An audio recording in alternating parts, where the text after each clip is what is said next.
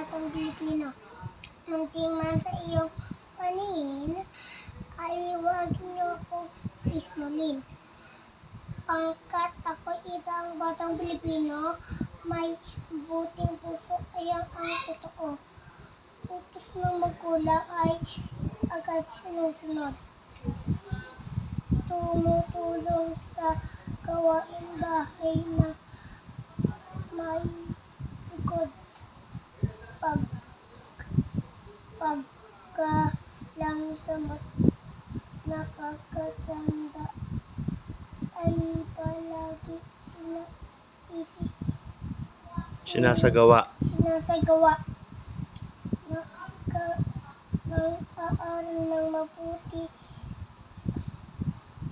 upang mabuhay ay bumuti. Sumusunod sa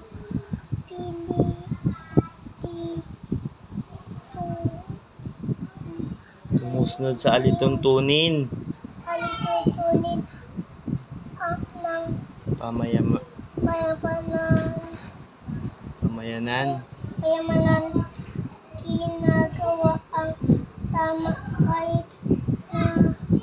Ginagawa ang tama kahit